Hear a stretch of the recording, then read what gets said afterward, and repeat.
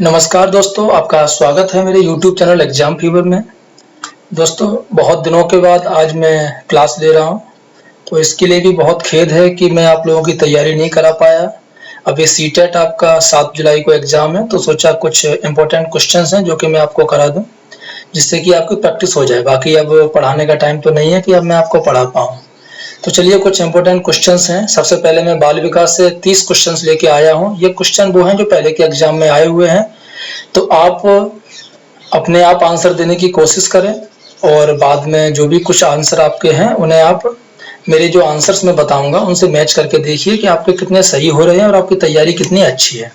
चलिए दोस्तों शुरू करते हैं। तो पहला क्वेश्चन है जो आप देख रहे हैं मूल्यांकन को लेकर के। मूल्यांकन को यानी कि ये 4 जो ऑप्शन है उसमें से किस चीज से मैच करेगा उसे आपको बताना है। केवल नंबरों के संदर्भ में करना चाहिए या वस्तुनिष्ठ प्रकार के लिखित कार्यों पर आधारित होना चाहिए, एक अलग गतिविधि के रूप में लेना चाहिए या शिक्षण अधिगम प्रक्रिया का एक भाग होना चाहिए। तो आपके अनुसार जो मूल्यांकन है उसे इन चारों में से किसके आधार पर होना चाहिए? तो इसका जो सही ऑप्शन है दोस्तों वो है ऑप्शन नंबर 4, शिक्षण अधिगम प्रक्रिया का एक भाग होना चाहिए। मूल्यांकन क्या होता है? यह शिक्षण में शिक्षकों की जो अधिगम यानी कि विद्यार्थियों को जो सिखाने की जो प्रक्रिया है उसमें मदद करता है, और मूल्यांकन एक निरंतर चलने वाली प्रक्रिया भी है। क्वेश्चन नंबर 2 देखते हैं अभी। संरचनात्मक दृष्टिकोण के अनुसार अधिगम क्या है? जानकारी के अर्जन की प्रक्रिया, अनुभव के परिणाम के रूप में व्यवहार में एक परिवर्तन होने की प्रक्रिया, एक सक्रिय एवं सामाजिक प्रक्रिया, एक निष्क्रिय एवं व्यक्तिपरक प्रक्रिया। चारों ऑप्शन आपके सामने हैं, आप बताइए इसमें से कौन सा सही होगा। संरचनात्मक दृष्टिकोण के अनुसार अधिगम क्या है? इसमें से ऑप्शन नंबर जो 3 है वो सही है, एक सक्रिय एवं सामाजिक प्रक्रिया, क्योंकि संरचनात्मक दृष्टिकोण के अनुसार जो अधिगम है वो सक्रिय और सामाजिक प्रक्रिया होती है। अधिगम से जो अभिप्राय जो होता है अभ्यास या अनुभव द्वारा व्यवहार में परिवर्तन लाने की एक प्रक्रिया है, तो उसी तरीके से एक सक्रिय और सामाजिक प्रक्रिया है। क्वेश्चन नंबर 3 है अभी। जब एक शिक्षक को विद्यार्थियों एवं उसकी योग्यताओं के बारे में सकारात्मक विश्वास होता है तब विद्यार्थी का उत्साह भंग हो जाता है और वे दबाव में आ जाते हैं, किसी भी रूप में प्रभावित नहीं होते हैं, सीखने के लिए उत्सुक एवं प्रेरित रहते हैं, निश्चिंत हो जाते हैं तथा सीखने के लिए किसी भी तरह का प्रयास करना बंद कर देते हैं। क्वेश्चन नंबर 3 है, तो आप आंसर बताइए इसमें से कौन सा होगा। जब कोई शिक्षक है वो विद्यार्थियों को उसकी योग्यताओं के बारे में, यानी कि किसी टीचर को अपने जो छात्र हैं उनकी योग्यताओं के बारे में एक पॉजिटिव जब बिलीफ हो जाता तब विद्यार्थी को इसके बारे में क्या होता है।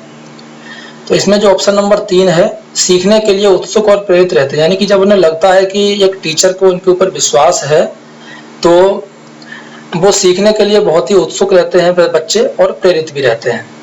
अगला है क्वेश्चन नंबर 4, बच्चों की गलतियां अधिगम का एक भाग है और उनके विचारों में एक अंतर्दृष्टि देती है, शिक्षण अधिगम प्रक्रिया में महत्वहीन है, प्रदर्शित करती है कि बच्चे कितने लापरवाह हैं या बार बार अभ्यास करने के लिए कहकर तुरंत सुधार देनी चाहिए। बच्चों की गलतियों के बारे में इन चारों में से कौन सा ऑप्शन सही है आप बताएं। तो इसका जो ऑप्शन नंबर 1 है, अधिगम का एक भाग है बच्चों की गलतियां, जो कि उनके विचारों में एक अंतर्दृष्टि देती है, यानी कि जैसे कि आपने कहावत भी सुनी होगी कि गलतियां करने से ही इंसान सीखता है। तो बस वही बात है कि बच्चे जब गलतियां करते हैं बार बार तो उसी गलतियों से वो सीखते हैं, तो वो अधिगम का एक भाग हो गया। और इससे क्या होता है कि उनके जो विचार हैं, जो भी वो सोच रहे हैं, उनमें एक अंतर्दृष्टि आती है, यानी कि वो खुद सोचने का, खुद विचार करते हैं, खुद अपने मन से मजबूत होते हैं। अगला क्वेश्चन नंबर 5 है, वे विधियां जिनके प्रयोग में विद्यार्थियों की स्वपहल व प्रयास शामिल हैं निम्न में से किसका उदाहरण है? अधिगमकर्ता केंद्रित विधि, परंपरागत विधि, अंतर वैयक्तिक विधि या फिर निगमनात्मक विधि। इन 4 में से बताइए वे कौन सी विधियां हैं जिनके प्रयोग से विद्यार्थियों की स्वपहल व प्रयास शामिल है। इसका ऑप्शन नंबर 1 सही है, अधिगमकर्ता केंद्रित विधि। इस विधि के अंतर्गत होता क्या है दोस्तों, जो विद्यार्थी है वो स्वपहल, यानी कि विद्यार्थी की जो खुद पहल करने की जो एक जो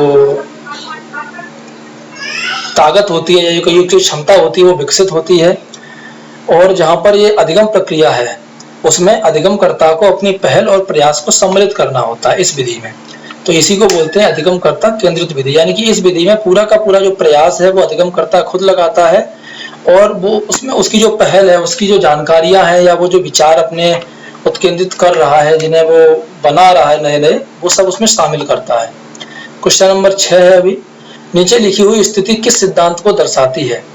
जो विद्यार्थी अच्छा प्रदर्शन नहीं कर पाते हैं वे महसूस करते हैं कि वे पर्याप्त रूप से अच्छे नहीं हैं और हतोत्साहित महसूस करते हैं, तब उनमें बिना प्रयास के कार्य को आसानी से छोड़ देने की संभावना है। ये जो सेंटेंस आपने पढ़ा है, तो ये जो है इस स्थिति में ये किस सिद्धांत को दर्शाती है? आनुवंशिकता एवं पर्यावरण अलग नहीं है, आनुवंशिकता एवं पर्यावरण संबंधित नहीं है, संज्ञान एवं संवेग अलग नहीं है, संज्ञान एवं संवेग संबंधित नहीं है।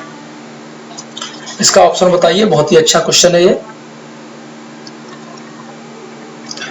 तो दोस्तों क्वेश्चन नंबर 6 का ऑप्शन नंबर 3 सही है, संज्ञान व संवेग अलग नहीं है। जो विद्यार्थी अच्छा प्रदर्शन नहीं करते हैं तो वे महसूस करते हैं कि या तो वो अच्छे नहीं हैं या फिर वो बिना कोशिश के ही अपने जो आगे के प्रयास हैं उनको करना छोड़ देते हैं। तो ये चीजें जो दर्शाती हैं कि संज्ञान और संवेग अलग नहीं है और ये परस्पर जुड़े हैं और ये एक दूसरे को प्रभावित करते हैं। समझ रहे हैं ना? संज्ञान और संवेग अलग नहीं है, एक दूसरे को प्रभावित करते हैं। अगला है क्वेश्चन नंबर 7, एक शिक्षक बच्चों को प्रभावी रूप से समस्या का समाधान करने में सक्षम बनने के लिए किस तरह से प्रोत्साहित कर सकती है या कर सकता है? एक जो टीचर है वो बच्चों को या उनकी समस्या को सॉल्व करने में सक्षम बनाने के लिए किस तरीके से उन्हें प्रेरित कर सकते हैं? 4 ऑप्शन आपके सामने हैं। पाठ्यपुस्तक में दी गई सूचनाओं के कंठस्थीकरण करने पर बल देकर, बच्चों को समस्या के बारे में सहजानुभूत अनुमान लगाने एवं बहु विकल्पों को देखने के लिए प्रोत्साहित करके, पाठ्यपुस्तक के सभी प्रश्नों के व्यवस्थित तरीके से समाधान लिखकर, या फिर पाठ्यपुस्तक से एक ही प्रकार के प्रश्नों के उत्तर के अभ्यास के लिए उन्हें पर्याप्त मात्रा में अवसर प्रदान करके। तो आपको समझ में आ गया होगा, ऑप्शन नंबर 2 है जो कि बच्चों को समस्या के बारे में सहजानुभूत अनुमान लगाने और बहु विकल्पों को देखने के लिए प्रोत्साहित करके। इस तरीके से क्या है कि बच्चे अपनी जो समस्या है उनका समाधान खुद ढूंढने में सक्षम हो जाते हैं। क्वेश्चन नंबर 8 है, बहुत ही इंपॉर्टेंट है, जीन पियाजे के सिद्धांत का प्रमुख प्रस्ताव क्या है? बच्चों की सोच मात्रात्मक रूप से वयस्कों से भिन्न होती है, बच्चों की सोच गुणात्मक रूप से वयस्कों से भिन्न होती है, बच्चों की सोच वयस्कों से निम्न होती है या वयस्कों से बेहतर होती है। चारों ऑप्शन आपके सामने हैं। जीन पियाजे का सिद्धांत आपने अगर पढ़ा होगा तो आप बताएंगे। तो इसका जो ऑप्शन नंबर 2 है, बच्चों की सोच गुणात्मक रूप से वयस्कों से भिन्न होती है। जीन पियाजे ने कहा था कि बच्चों की सोच है वो गुणात्मक रूप से वयस्कों से भिन्न होती है। पियाजे का यह भी मानना था कि बच्चे ज्ञान के निर्माण में क्रियाशील होते हैं। अगला है क्वेश्चन नंबर 9, जेंडर के बारे में, कि जेंडर एक सामाजिक संरचना है, एक आर्थिक अवधारणा है, एक जैविक निर्धारक है, एक मनोवैज्ञानिक सत्ता है। जेंडर मीन्स जिसे हम हिंदी में लिंग बोलते हैं। तो इस चारों में से बताइए कौन सा सही होगा ऑप्शन? तो क्वेश्चन नंबर 1 है इसमें सही, यानी कि जेंडर एक सामाजिक संरचना है।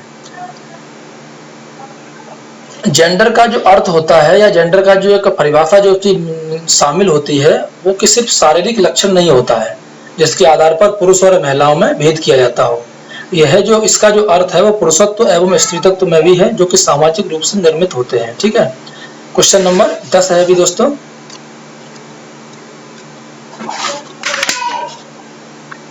निम्न में से कौन विकास के व्यापक आयामों की सही पहचान करता है?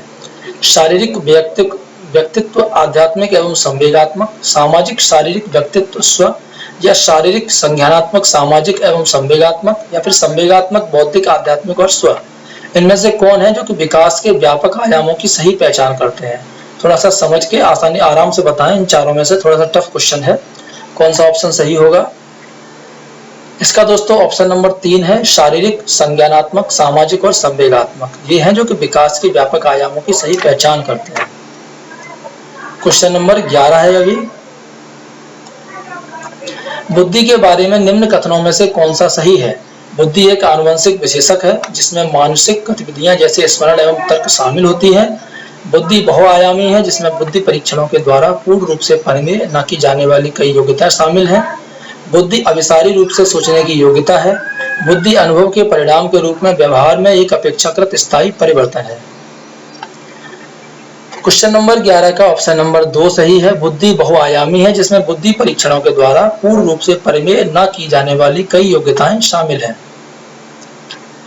अगला क्वेश्चन है 12 नंबर, निम्न में से कौन प्राथमिक सामाजिकरण माध्यम है? सरकार, मीडिया, परिवार और विद्यालय। तो बहुत ही इजी क्वेश्चन है। कौन सा प्राथमिक, इस शब्द पे ध्यान दें, प्राथमिक सामाजिकरण माध्यम है, यानी कि पहला स्टेप कौन सा है? तो वो है ऑप्शन नंबर 3, परिवार। परिवार जो है वो कि सामाजिकरण का पहला स्टेप होता है, क्योंकि सामाजिकरण का अर्थ क्या होता है कि नवजात शिशु आगे चलकर समाज में एक उत्तरदायी सदस्य कैसे बनेगा। तो इस चीज को सिखाने वाला जो सबसे पहला एक चरण है, माध्यम है, वो है परिवार। क्वेश्चन नंबर 13 है अभी, लेव वाइगोत्स्की के अनुसार अधिगम एक निष्क्रिय गतिविधि है, एक अनुबंधित गतिविधि है, एक सामाजिक गतिविधि है, एक व्यक्तिगत गतिविधि है। तो ऑप्शन नंबर 3 सही है। लेव वाइगोत्स्की के अनुसार एक सामाजिक गतिविधि है अधिगम। उनका क्या मानना था कि विकास वातावरण में शुरू होता है, विशेषकर सामाजिक वातावरण में। आपको क्वेश्चन समझ में आ रहे होंगे अगर आपने तैयारी करी है। अभी मैं सिर्फ प्रैक्टिस करा रहा हूं, क्योंकि जो सीटेट है उसमें इसी टाइप के क्वेश्चन आते हैं, खास करके पेडागोजी के साथ में, या फिर बड़े बड़े जो ऐसे आंसर आपको दिखाई पड़ रहे हैं। तो आपको काफी सोचना पड़ेगा, अगर आपने पढ़ाई करी है तभी हो पाएंगे। क्वेश्चन नंबर 14 है, निम्न में से कौन सा पूर्व क्रियात्मक अवस्था काल के बच्चे को विशेषित करता है? विलंबित अनुकरण, विचारों की अनुक्रमणीयता, वर्तुल प्रतिक्रिया या लक्ष्य निर्देशित व्यवहार। ध्यान से पढ़ें क्वेश्चन को कि कौन सा पूर्व क्रियात्मक अवस्था काल के बच्चे को विशेषित करता है। तो इसका है ऑप्शन नंबर 2, विचारों की अनुत्क्रमणीयता। जो विचारों की अनुत्क्रमणीयता है, यह पूर्व क्रियात्मक अवस्था काल के बच्चे को विशेषित करती है। इस अवस्था में अनुक्रमणशीलता पाई जाती है। इस अवस्था में बालक के अनुकरण में परिपक्वता आ जाती है, यानी कि बालक में जो मेच्योरिटी है वो आने लगती है। क्वेश्चन नंबर 15 है, बच्चों और उनके अधिगम के संदर्भ में निम्न कथनों में से कौन सा सही है? 4 ऑप्शन आपके सामने हैं, चारों को ध्यान से पढ़ें। बच्चों की सामाजिक आर्थिक पृष्ठभूमि उनकी प्रेरणा एवं अधिगम सक्षमता को निर्धारित व सीमित करती है। बच्चों को अधिगम हेतु प्रेरित करने के लिए उन्हें पुरस्कृत एवं दंडित करना होता है। सभी बच्चे सीखने के लिए स्वाभाविक रूप से प्रेरित होते हैं और सीखने में सक्षम होते हैं। बच्चों को सीखने के लिए अभिप्रेरणा तथा सीखने के लिए उनकी सक्षमता केवल आनुवंशिकता के द्वारा पूर्व निर्धारित है। तो बच्चों और उनके अधिगम के संदर्भ में कौन सा कथन सही है वो आपको बताना है। ऑप्शन नंबर 3 है दोस्तों, सभी बच्चे सीखने के लिए स्वाभाविक रूप से प्रेरित होते हैं और सीखने में सक्षम हैं। बाकी के सभी ऑप्शन गलत हैं अधिगम के संबंध में।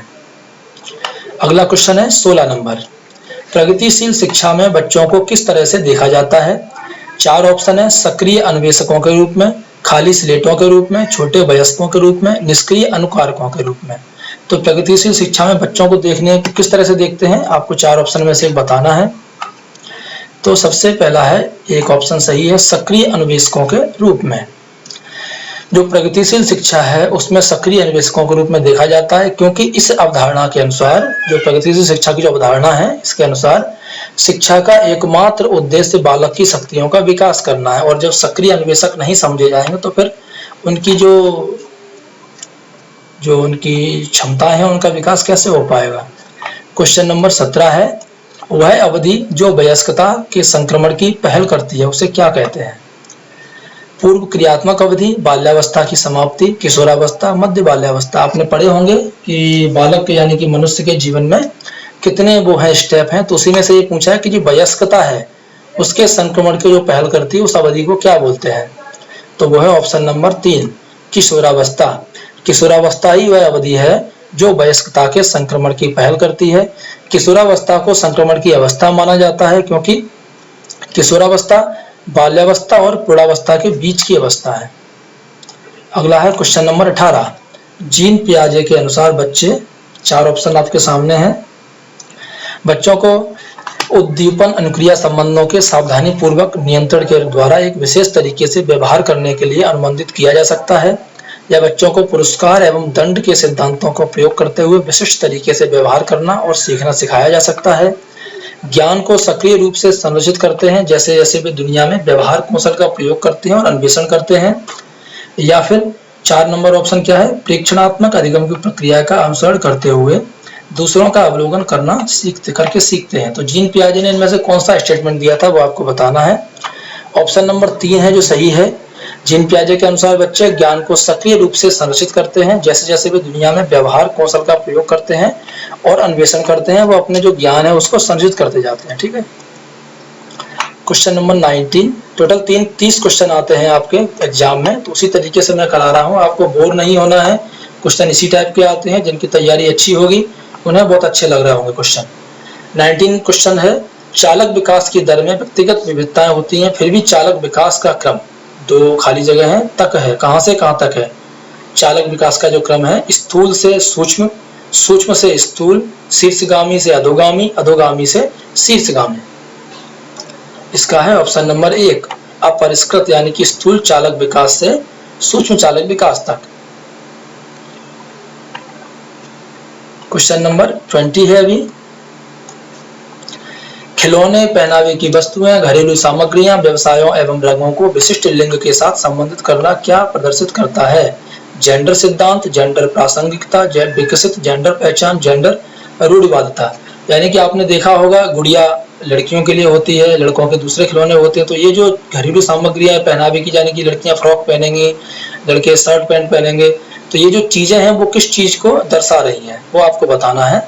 तो ये होती है जेंडर रूढ़िवादिता, क्योंकि ये चीजें हमने कहाँ से सीखी हैं, पुराने समय से। ये रूढ़िवादिता है, अब ऐसा समय नहीं है, अभी लड़कियां भी शर्ट पैंट पहनती हैं और भी बहुत सारी चीजें हैं जो लड़कियां लड़के सेम करते हैं। क्वेश्चन नंबर 21 यानी कि 21, एक प्रारंभिक कक्ष में एक बच्ची अपने साथ जो अनुभव लाती है, 4 ऑप्शन है, उन पर ध्यान नहीं देना चाहिए, उन्हें शामिल करके उनका संचय करना चाहिए, उन्हें अस्वीकार करना चाहिए या फिर उनकी उपेक्षा करनी चाहिए। जो प्राइमरी क्लासेस होती हैं उनमें एक बच्ची अगर अपने साथ कुछ अनुभव लाती है तो उसका क्या करना चाहिए। तो इसका ऑप्शन नंबर कौन सा रहेगा दोस्तों, नंबर 2, उन्हें शामिल करके उनका संचय करना चाहिए। ऐसा क्यों करना चाहिए, क्योंकि जैसे ही जो कोई बच्ची है जब वो किसी दूसरे एटमॉस्फेयर से एक क्लास में आती है तो वो अपने साथ बहुत अपने जो अलग से अनुभव है, जैसे कि उसने जो भाषा सीखी हुई है या उसे अपनी दुनिया का जो भी अनुभव है या जो नजरिया है, उसे जब आप भी सीखेंगे तो आप क्लास में बैठे बैठे ही उस जगह की चीजों को सीख जाएंगे। इसलिए क्वेश्चन नंबर 22, एक बच्चा तर्क प्रस्तुत करता है कि हिंज को दवाई की चोरी नहीं करनी चाहिए। वह दवाई जो उसकी पत्नी की जान बचाने के लिए जरूरी है, क्योंकि यदि वह ऐसा करता है तो उसे पकड़ा जाएगा और जेल भेज दिया जाएगा। कोलबर्ग के अनुसार वह बच्चा नैतिक समझ की किस अवस्था के अंतर्गत आता है। दंड एवं आज्ञापालन अभिविन्यास, सार्वभौम नैतिक सिद्धांत अभिविन्यास, यंत्रीय उद्देश्य अभिविन्यास या सामाजिक क्रम नियंत्रक अभिविन्यास। तो इसका ऑप्शन नंबर 1 है दंड एवं आज्ञा पालन अभिविन्यास। इस वाले स्टेप में है वो बच्चा नैतिक समझ की। ठीक है। क्वेश्चन नंबर 23, मौखिक संवाद जो बच्चे अपने आप से करते हैं उन्हें लेव वाइगोत्स्की क्या कहते हैं। भ्रांत वार्ता, समस्यात्मक वार्ता, अहम केंद्रित वार्ता या व्यक्तिगत वार्ता। यानी कि बच्चे जो खुद से बातें करते हैं, मौखिक संवाद करते हैं, लेव वाइगोत्स्की उनको क्या कहते हैं, तो उसे बोलते हैं व्यक्तिगत वार्ता, लेव वाइगोत्स्की के अनुसार। क्वेश्चन नंबर 24 है, इन चारों में से वह कौन सी विचारधारा है कि सभी बच्चों को एक नियमित विद्यालय व्यवस्था में समान शिक्षा प्राप्त करने का अधिकार हो। विशेष शिक्षा, बहुल सांस्कृतिक शिक्षा, समावेशी शिक्षा या मुख्य धारा शिक्षा। तो बहुत ही इजी क्वेश्चन है। ऑप्शन नंबर 3 है समावेशी शिक्षा। समावेशी शिक्षा की परिभाषा ही यही है कि सभी बच्चों को एक नियमित विद्यालय व्यवस्था में समान शिक्षा प्राप्त करने का अधिकार हो। अगला है क्वेश्चन नंबर 25, एक शिक्षक को चाहिए कि वह विद्यार्थियों के बीच सांस्कृतिक विभिन्नताओं तथा विविधता की अनदेखी करे, यह संप्रेषित करें कि वह कक्ष में सभी संस्कृतियों का सम्मान करती है और महत्व देती है, वह विद्यार्थियों के बीच तुलना को अधिकतम करें, वह विशेष संस्कृतियों या समुदाय के बच्चों को बढ़ावा दें। तो एक टीचर को इन चारों में से क्या करना चाहिए। ऑप्शन नंबर 2 है शिक्षक को चाहिए कि यह संप्रेषित करें कि वह कक्ष यानी क्लासरूम में सभी संस्कृतियों का सम्मान करें और महत्व दें। लास्ट के 5 क्वेश्चन है। क्वेश्चन नंबर 26, निम्न संरचनाओं में से शिक्षा का अधिकार अधिनियम 2009 किसकी वकालत करता है। पृथक्करण, मुख्यधारा शिक्षण, एकीकृत शिक्षा या समावेशी शिक्षा। यह भी इजी क्वेश्चन है, क्योंकि जो शिक्षा का अधिकार अधिनियम 2009 है उसमें समावेशी शिक्षा का इंक्लूड किया गया था, उसी की वकालत करता है ये नियम। तो क्वेश्चन नंबर 26 का ऑप्शन नंबर 4 सही है। अगला है 27वां क्वेश्चन, बच्चों को कक्षा में प्रश्न पूछने की अनुमति नहीं देनी चाहिए या पूछने से रोकना चाहिए, पूछने के लिए प्रेरित करना चाहिए या पूछने के लिए हतोत्साहित करना चाहिए। तो ऑप्शन नंबर 3 इसका सही है, पूछने के लिए प्रेरित करना चाहिए। अगर बच्चों को आप क्वेश्चन पूछने के लिए प्रेरित नहीं करेंगे तो उनके डाउट कैसे क्लियर होंगे, उन्हें कुछ भी अगर शक होगा किसी जवाब में तो वो कैसे समझ पाएंगे उस चीज को, हमेशा वो शक बना रहेगा। क्वेश्चन नंबर 28 है, निम्न में से कौन सी एक मुख्य प्रक्रिया नहीं है जिसके द्वारा सार्थक अधिगम घटित होता है? निर्देश एवं संचालन, अन्वेषण एवं पारस्परिक क्रिया, कंठस्थीकरण एवं स्मरण, पुनरावृत्ति एवं अभ्यास। इनमें से कौन सी एक मुख्य प्रक्रिया नहीं है जिसके द्वारा सार्थक अधिगम घटित होता है? या ध्यान रखना यहाँ पे ये शब्द लगाया नहीं है, वो आपको बताना है चारों में से। ऑप्शन नंबर 3 है कंठस्थीकरण और स्मरण। यानी कि आजकल जो नियम है खास करके नए समय में कि आपको कैसे पढ़ना है, तो उसमें जो रटना है वो चीज सम्मिलित नहीं है। तो ऑप्शन नंबर 3 सही है। क्वेश्चन नंबर 29, इस टाइप के क्वेश्चन बहुत आते हैं आजकल, तो इनको भी ध्यान से पढ़ें। इनमें क्या है, एक क्वेश्चन में आपके 4 क्वेश्चन बन जाते हैं और थोड़ी सी गलती क्वेश्चन को गलत कर देती है। तो यहाँ पर जो स्तंभ का और स्तंभ खा, इनमें ये चीजें दी गई हैं, उनमें आपको मिलान करना है। इसमें क्या है कि बच्चों को उनकी प्राथमिक विशेषताओं को सही मिलाना, यानी कि ये विशेषता है। तो देखिए यहाँ पर प्रतिभाशाली जो होते हैं वो इन चारों में से कौन से होते हैं? अधिगम अशक्तता क्या होती है, सृजनात्मक क्या होते हैं और अवधान कमी अति सक्रियता व्यक्तिक्रम क्या होते हैं। फिर चारों का आपको ऑप्शन बताना है 1 2 3 4 में से। तो इसका जो ऑप्शन सही होगा दोस्तों वो है ऑप्शन नंबर 4। अब मिलाते हैं। जैसे पहला ऑप्शन है प्रतिभाशाली, तो इसका डी सही होगा। प्रतिभाशाली का मतलब होता है शीघ्रता से एवं स्वतंत्र रूप से सीखने की योग्यता। अब जैसे दूसरा वाला ऑप्शन है अधिगम अशक्तता, ये किसे बोलते हैं? तो इसमें ए नंबर दिया है, धारा प्रवाह पढ़ने में कमी। और तीसरा नंबर जो है सृजनात्मक, सृजनात्मक क्या होता है? इसे बोलते हैं मूल समाधानों के बारे में सोच सकना। सृजनात्मक इसे बोलते हैं कि आपके अंदर सोचने की क्षमता होनी चाहिए, खुद जो विचार बनने लगते हैं वो सृजन होता है उस चीज का, उसे बोलते हैं सृजनात्मक। तो तीसरा नंबर ऑप्शन बी लगेगा। और जो चौथा वाला है उसे सी हो गया, अवधान कमी अति शीघ्रता वृत्तक्रम, ADHD मतलब आसानी से विचलित होने की आदत। इन चारों को आप याद रख लें। प्रतिभाशाली किसे बोलते हैं, अधिगम अशक्तता किसे बोलते हैं, क्योंकि हो सकता है कि आगे आपको कोई क्वेश्चन मिले उसमें से इन दोनों में से 2 मिले, चारों में से, और बाकी 2 ना मिले, इसलिए। और सबसे लास्ट क्वेश्चन है क्वेश्चन नंबर 30, बच्चे प्रभावी रूप से सीखते हैं जब वे श्यामपट्ट बोलते हैं ब्लैक बोर्ड को, जब वे ब्लैक बोर्ड पर अध्यापक के द्वारा लिखे गए उत्तरों की नकल करते हैं। ये तो गलत हो गया। और दूसरा ऑप्शन है वे विभिन्न गतिविधियों एवं कार्यों में सक्रिय रूप से भाग लेते हैं। तीसरा ऑप्शन है शिक्षक कक्षा में होने वाली सभी घटनाओं को बच्चों को पूर्ण रूप से नियंत्रित करता है। और चौथा ऑप्शन है कि जब बच्चे पाठ्य पुस्तक में दिए गए तथ्यों को याद करते हैं। तो पहला और चौथा तो पहले से ही अवॉलिश है। दूसरे तीसरे में से सबसे सटीक जो आंसर है वो है नंबर 2, कि वे विभिन्न गतिविधियों एवं कार्यों में सक्रिय रूप से भाग लेते हैं। तो दोस्तों ये थे आज के 30 क्वेश्चन, ये बाल विकास से थे। इसमें पेडागोजी और ये जो बाल विकास के जो बड़े बड़े क्वेश्चन होते हैं वो मैंने शामिल किए थे। और दोस्तों आज मैं पहली बार आपके सामने कैमरे पर आया हूं, तो हो सकता है आवाज में थोड़ा इशू हो, कैमरे में थोड़ा इशू हो, तो इन सब को इग्नोर करते हुए आप क्लासेस पे ध्यान दें। और बाकी आपको क्लास कैसी लगी है कमेंट करके जरूर बताएं, और आपके कितने ऑप्शन सही हुए हैं ईमानदारी से मुझे कमेंट करके बताएं। और साथ ही आपको ऐसे और भी वीडियो चाहिए तो मुझे कमेंट करके बताइए। मैं हो सकेगा आपके 7 जुलाई यानी कि 6 जुलाई तक जितना हो सकेगा मैक्सिमम आपकी प्रैक्टिस कराने की कोशिश करूंगा, और सभी सब्जेक्ट ही कराऊंगा, जितने भी सब्जेक्ट आपके आते हैं पांचों के पांचों, चाहे वो जूनियर से हो या फिर आपके प्राइमरी लेवल से हो। तो अगली वीडियो में मिलेंगे दोस्तों, तब तक के लिए धन्यवाद।